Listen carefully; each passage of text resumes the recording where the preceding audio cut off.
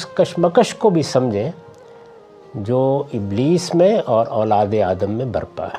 اپنے چیلنج کو بیان کیا تھا کہ یہ کس درجے کا ہوگا۔ اس نے یہ کہا تھا کہ پھر اس لیے کہ تو نے مجھے گمراہی میں ڈالا ہے، اب میں بھی اولاد آدم کے لیے ضرور تیری سیدھی راہ پر گھات میں بیٹھوں گا، پھر ان کے آگے اور پیچھے، دائیں اور بائیں، ہر طرف سے ضرور ان پر طاقت کروں گا، چڑھائی کر دوں گا، اور تو ان میں سے اکثر کو اپنا شکر گزار نہ پائے گا۔ یعنی ایسا ہی نہیں ہے کہ کبھی کبھی فرصت کے چند لمحات میسر ہوں گے تو تھوڑا وقت انسانوں کو گمراہ کرنے میں بھی لگا دیا کروں گا۔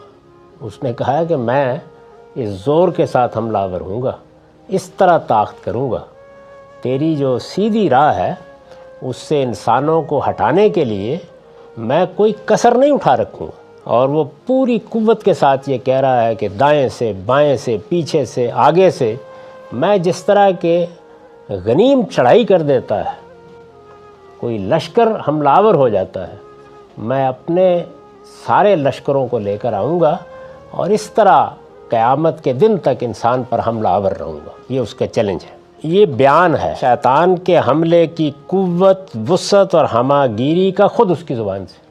وہ ہر جہت، ہر سمت، ہر پہلو سے انسان پر حملہ کرے گا۔ اس کے مشاہدات، احساسات، جذبات، خواہشات، ہر منفذ سے اس کے اندر گھسنے کی کوشش کرے گا۔ اس کے فکر، فلسفہ، علم، ادراک، ہر چیز کو مسموم کرے گا۔ وہ اس کی تحقیق، تنقید، تصنیف، تالیف، ادب، آرٹ، لٹریچر، ہر چیز میں اپنا زہر گھولے گا۔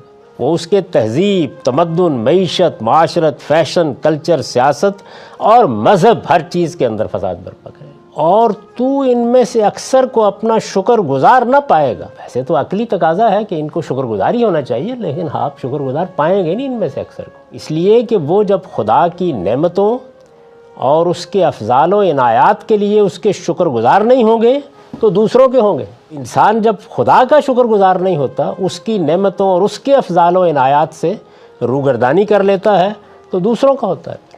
یعنی یہ نہیں ہے کہ ہوگا نہیں، ہوگا کسی نہ کسی کا۔ گویا اس نے راستہ نکالا ہے، اور اس میں بھی دیکھیے کہ بڑی چابک دستی کے ساتھ اصل جگہ پہ انگلی رکھتی ہے۔ یعنی کہاں سے انسان بھٹکتا ہے؟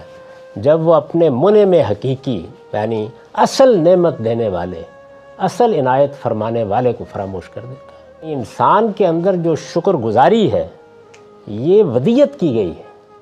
قرآن مجید نے کہا ہے نا کہ میں نے تمہیں ایسے بنایا ہے، اللہ تعالیٰ فرماتے ہیں